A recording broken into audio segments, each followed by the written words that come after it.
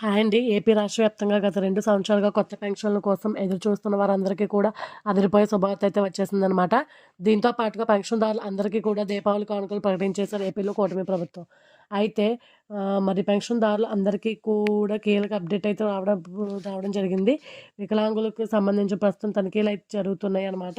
ఈ తనిఖీల అనంతరం కొత్త పెన్షన్ల పైన అప్డేట్ అయితే రాబోతుంది.